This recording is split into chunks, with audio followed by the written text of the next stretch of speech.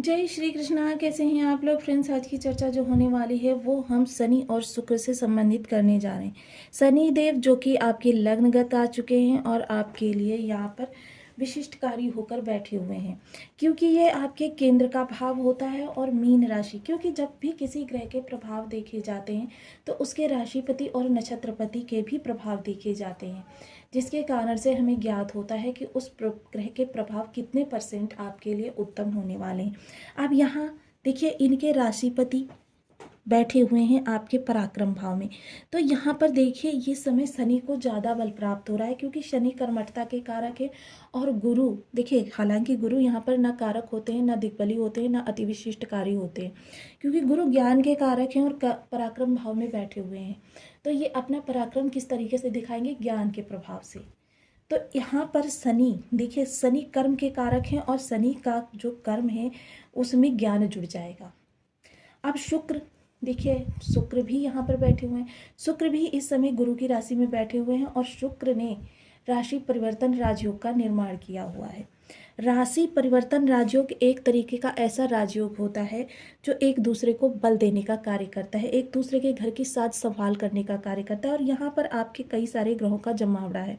देखिए, शुक्र पिछले 7 अप्रैल को उदित अवस्था में आ गए थे और वहीं शनि भी अभी 29 तारीख को इस भाव में आए हैं और अभी जस्ट ये 10 तारीख को उदित हुए हैं। तो देखिए, शुक्र शनि उदित शनि बनाएंगे अतुल लक्ष्मी योग। मीन राशि 11 अप्रैल 2025 से आकस्मिक धन लाभ कोहिनूर से चमकोगे। तो ये स्थितियाँ किस तरीके से बनेंगी, इन पर पूर्णतया चर्चा करेंगे। तो बने रहिए हमारे साथ इस वीडियो में, एंड तक आपको बहुत कुछ जानने को मिलेगा। यदि आपके लग्न में 12 नंबर बना हुआ है तो ये राशिफल आपके लिए। यदि कुंडली में कहीं भी चंद्रमा के साथ 12 नंबर बना हुआ है तो ये राशिफल आपके लिए। कुंडली ना होने की स्थिति में आप इसे नाम राशि से भी देख सकते हैं। यदि अभी तक आपने अपने इस चैनल को सब्सक्राइब नहीं किया है तो प्लीज़ सब्सक्राइब कर लीजिए, वीडियो को लाइक कर दीजिए, चैनल को शेयर कर दीजिए। इससे होगा क्या कि हमारे आने वाले हर वीडियो की नोटिफिकेशन मिल सकेगी आपको सबसे पहले। एक प्यारा सा कमेंट करना बिल्कुल ना भूलें। कमेंट से हमें बहुत मोटिवेशन मिलता है, हौसला मिलता है और ये पता चलता है आप और क्या जानना चाहते हैं। तो वर्तमान समय में ग्रहों की स्थिति बहुत ही उत्तम होती चली जा रही है। इस समय पर देखिए, शुक्र जो है युवा अवस्था में गोचर कर रहे हैं। शुक्र देखिए, प्रत्येक ग्रह जैसा कि हम सभी लोग जानते हैं, जब भी किसी भाव में जाता है वहाँ पर वो 5 अवस्थाओं का भोग करता है। बाल्यावस्था, किशोरावस्था, युवावस्था, वृद्धावस्था, मृतावस्था। तो सबसे ज़्यादा प्रभाव जो ग्रह देता है वो युवावस्था के दौरान देता है सबसे ज़्यादा। अब यहाँ पर देखिए, मैं उत्तम तो नहीं कह सकती, क्योंकि किसके बर्थ चार्ट में किस प्रकार के ये ग्रह बैठे हुए हैं मुझे नहीं पता। तो यहाँ पर सबसे ज़्यादा प्रभाव इनके युवावस्था में ही प्राप्त होने वाले हैं। अब शुक्र और शनि एक दूसरे के कारक हैं, पूरक हैं और एक दूसरे के अनुसार कार्य करने का कार्य करते हैं। शुक्र देखिए बहुत ही विशेष ग्रह है, क्योंकि प्रत्येक ग्रह धन देने की क्षमता रखता है और प्रत्येक ग्रह आपको अपने अनुसार धन देता भी है, किंतु उस धन का भोग करने की ताकत। क्योंकि देखिए, शुक्र क्या है, बैठे बिठाए इनकम के सोर्स जनरेट करवाते हैं। यहाँ पर ये मालव्य राजयोग बना रहे हैं। मालव्य राजयोग एक प्रकार का उच्च कोटि का राजयोग है। मालव्य राजयोग आपके लग्न को प्रभावित कर रहा है, जिसके प्रभाव से क्या होगा कि आपके जीवन में आने वाली जितने भी धन संबंधी समस्याएं हैं उनका निवारण पहले से ही होता रहेगा। अब यहाँ पर ये उच्च कोटि का राजयोग बना हुआ है। देखिए, जैसा हमने बताया, मंगल भी धन देते हैं, लेकिन मंगल क्या देते हैं? भूमि वाला धन देते हैं, कि आपके पास बहुत ज़्यादा भूमि होगी। बुध धन देते हैं, ग्रीनरी वाला धन देते हैं, यानी हरियाली, नर्सरी, लिक्विडिटी आपके पास बहुत होगी, कैश वाला धन। अगर बात करें यहाँ पर हम चंद्रमा की, तो चंद्रमा धन में निरंतरता देते हैं, यानी कि आपके पास रेगुलरिटी से धन आता रहेगा। गुरु की बात करें तो गुरु शिक्षण संस्थानों के द्वारा आपको धन दिलवाते हैं, शिक्षण से धन दिलवाते हैं। वहीं बात करें अगर शनि की, तो शनि क्या होगा कि आपकी माइनिंग होंगी, आपके कारखाने होंगे, आपके ऑयलिंग वाले उद्योग होंगे, इस प्रकार की चीज़ों से आपको धन देने का कार्य करते हैं। राहु का धन जो होता है वो लॉटरी, सट्टा या फिर इस तरीके की चीज़ों से, या व्यापार में ही अचानक आपके कोई डील ऐसी मिल जाए जिसमें रातों रात आप करोड़पति बन जाए, तो ये प्रत्येक ग्रह का धन देने का प्रभाव होता है, किंतु जैसे मंगल ने अगर आपको धन दिया तो क्या होगा कि आप उस धन का अपने ऊपर उपयोग किस तरीके से करेंगे।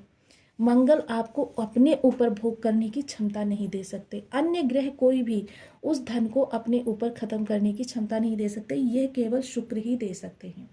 अब वहीं शुक्र देखिए अपने से द्वादश भाव पर प्रभाव ज़्यादा डालते हैं। इनसे द्वादश भाव कौन सा है, द्वादश भाव आपका, यहाँ पर शुक्र का प्रभाव जो होता है अति विशिष्टकारी होता है, जिसके प्रभाव से क्या है आपके इस समय पर शुक्र बहुत ही विशेष फल देते हुए देखे जा रहे हैं। वहीं शनि देखिए न्याय के कारक हैं, दंडाधिकारी हैं और न्याय करता है, गुरु भी न्याय करता है, न्याय के देवता हैं, नीति विवेक का आपको पाठ पढ़ाते हैं। किंतु अब देखिए इन दोनों ही ग्रहों का किस तरीके से समन्वय हो रहा है। शनि की तृतीय दृष्टि के सामने गुरु है। अब ये दोनों ही समग्रह हैं और दोनों ही समग्रह हैं, यहाँ पर दोनों ही नीति विवेक के द्वारा देखिए इस दौरान आपको नीति विवेक का साथ नहीं छोड़ना है। परिस्थितियाँ हो सकता है आपके सामने विषम हो जाए, क्योंकि ये 7.5 का द्वितीय चरण है और ये परीक्षा की घड़ी भी है। परीक्षा की घड़ी कही जा सकती है आपके जीवन की, क्योंकि शनि इन 3 भावों से, ऐसा नहीं है कि इन्हीं 3 भावों से आपको 7.5 आती है, या यहाँ से अर्धकंटक ढैया आती है, या यहाँ से पूर्णकंटक ढैया आती है। ये जिस भी भाव में जाते हैं वहाँ से आपको शिक्षित करने का ही कार्य करते हैं। आपके उस भाव से संबंधित आपकी जो भी आपके अंदर त्रुटियां होती हैं उनको निकालने का कार्य करते हैं, और उसके लिए यदि इन्हें शक्ति का प्रयोग करना पड़े तो उसमें भी ये बिल्कुल पीछे नहीं हटते हैं। तो ये प्रभाव आपको तृतीय दृष्टि के द्वारा, सबसे पहले आपको विचार, यानी इस समय आपके विचार जो होंगे वो विचारों के द्वारा ही आपके कर्म की दिशा बदलती हुई देखी जाएगी। कर्म में किसी भी प्रकार की आप पहले से गलतियां करते चले आ रहे हैं तो उन गलतियों का अब आप स्वयं ही समाधान निकालेंगे और उन गलतियों से सबक लेकर आगे बढ़ेंगे। और जब गलतियों से सबक लेकर व्यक्ति आगे बढ़ता है तो उसकी गलतियों की गुंजाइश बहुत कम हो जाती है। सप्तम दृष्टि आपके सप्तम स्थान पर जाएगी, तो जीवन साथी का स्वभाव देखिए इस दौरान मिला जुला कहा जा सकता है कि कभी तो एकदम आपके लिए इतने ममतामयी प्रेममयी स्वभाव हो जाएगा और कभी एकदम से उग्र प्रचंड स्वरूप। तो ये समय कहा नहीं जा सकता इस समय कि कौन सा स्वभाव, कौन सा रूप कब उभर कर सामने आ जाएगा। हालांकि स्थितियां जो हैं वो अंडर कंट्रोल रहेंगी, कोई विषम स्थिति नहीं उत्पन्न होगी, लेकिन देखिए ये तनाव और प्रेम का मिला जुला स्वरूप देखा जाएगा। डेली इनकम से जुड़े हुए लोगों के लिए इस समय डेली इनकम में किसी प्रकार का इजाफा चाहते थे या कुछ बेहतर करना चाहते थे, कहीं आपने रिज्यूमे अप्लाई कर रखा था या कुछ भी बेहतर करने का प्रयास कर रहे थे, तो उसमें आपको सफलता प्राप्त होने वाली है। कार्य क्षेत्र पर माहौल बहुत ही आपके लिए सौहार्दपूर्ण रहने वाला है। व्यापार के लिए बहुत अच्छी स्थितियां उत्पन्न होने जा रही हैं। व्यापार जो है आपका बहुत अच्छे से प्रभाव देता हुआ देखा जाएगा। हालांकि इस दौरान क्या है आपके सामने देखिए अच्छाई तो आएगी, लेकिन एक चीज़ बिल्कुल मत भूलिएगा कि अच्छाई से पहले थोड़ा सा आपको परिस्थितियों से निपटना पड़ेगा। यानी जो भी शुभ चीज़ होगी उससे पहले थोड़ा सा आपके लिए निगेटिविटी जरूर आएगी, क्योंकि आपके अष्टम के स्वामी अपने ही भाव के साथ षडाष्टक योग निर्मित कर रहे हैं, जिसके कारण से क्या होगा कि ये चीज़ें तो आपके सामने निकल कर आएंगी, लेकिन शुभ ज़्यादा निकल कर आएगा। आप स्वयं कहेंगे कि अरे जो हुआ अच्छा हुआ, अगर ऐसा ना होता तो ये ना होता। तो इस समय स्थितियां जो हैं कह सकते हैं कि आपके लिए अच्छा, लेकिन पहले कष्ट थोड़ा सा आएगा और उसके बाद में। और दूसरी चीज़ क्या होगी, जो कुछ भी होगा अचानक होगा, क्योंकि ये आपका अचानक का भाव के स्वामी हैं। तो ये सारी चीज़ें आपके लिए इस समय होती हुई दिखाई देंगी। तो अतुल लक्ष्मी योग तो आपका एक्टिव है, बस क्या है आपको इनके प्रभाव प्राप्त करने हैं। अब यहाँ पर व्यापार के लिए आपको नई डील प्राप्त हो सकती है। इस समय आपका व्यक्तित्व जो है बहुत ही आकर्षक, कर्मठ और लगनशील रहने वाला है। हर स्थिति को आप तुरंत देखिए उग्रतापूर्ण नहीं करेंगे, लेकिन हर स्थिति का आप स्वयं इस दौरान निवारण करते हुए देखे जाएंगे। वहीं अगर चर्चा करें इनके दसम दृष्टि की, तो दसम दृष्टि आपके दसम स्थान पर जा रही है और यहाँ पर गुरु की राशि भी है, जिसके प्रभाव से क्या होगा कि चीज़ें जो हैं आपके लिए बेहतर होंगी। थोड़ा सा नीति विवेक और संयम इस समय पर संयम धैर्य बहुत जरूरी है। इनका दामन बिल्कुल भी ना छोड़ें। हो सकता है देखिए, क्योंकि मैंने बताया ना पहले अरिष्टता आएगी और बाद में शुभता आएगी, तो इस समय नीति विवेक का बिल्कुल भी साथ नहीं छोड़ना है, और नीति पर चलते हुए आपको बेशक थोड़ी सी विलंबिता आ जाए, इस विलंबिता के कारक ही बैठे हुए हैं आपके लग्न में, विलंबिता तो रहेगी, लेकिन चीज़ें जो आप चाहते हैं वो प्राप्त होंगी, थोड़ी देर से प्राप्त होगी, इसमें कोई दो राय नहीं है कि चीज़ें आपको प्राप्त होंगी। तो कुल मिलाकर कहें तो ये बहुत ही अच्छा आपके लिए बन रहा है। देखिए, देर से ही सही, लेकिन आपके प्रयासों का आपको प्रतिफल प्राप्त होगा। अब वहीं अगर चर्चा करें इस दौरान, तो देखिए, मैंने आपको पहले भी कई बार बताया है कि ग्रह का जो प्रभाव होता है वो आपके बर्थ चार्ट के प्रभाव से मिलता है, किंतु ग्रह कहाँ से प्रभाव देगा, कैसा प्रभाव देगा, यह हमें गोचर बताता है, ब्रह्मांड बताता है। तो देखिए, जिन लोगों के भी बर्थ चार्ट में इन ग्रहों की स्थिति विषम है, तो उनको थोड़े से उपाय करते रहने चाहिए। उपाय जो है निरंतर रेगुलरिटी बेसिस पर करें।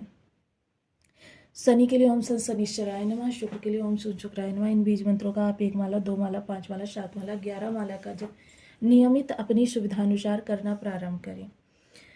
शनि के लिए मजदूर वर्ग को उनकी ज़रूरत की चीज़ें, देखिए, ऐसा नहीं है कि आपके घर में मजदूर काम कर रहे हैं, आप उनको ही घर में या बाहर कहीं कंपनी में, तो आप उनको ही खुश कर दें और बस उनकी ज़रूरत की चीज़ें दे दें, ऐसा नहीं होता। फिर वो क्या होगा, आपको तुरंत उसका प्रतिफल दे देंगे, अच्छा काम कर देंगे, ज़्यादा काम कर देंगे। तो ऐसा नहीं होना चाहिए। दान ऐसी जगह पर देना चाहिए जो हमें वापस ना कर सके, कुछ भी उसके बदले में ना दे सके। शुक्र के लिए सुगंधित चीज़ें, जहाँ तक हो सके गुलाब का अल्कोहल रहित इत्र प्रयोग करें, यह आपके शुक्र को बलवान करेगा। सब जितना हो सके संभव उतना ही हल्के रंग के कपड़े पहने। हल्के रंग के कपड़े पहनने से शुक्र, गुरु, चंद्रमा तीनों ही आपके अच्छे होंगे।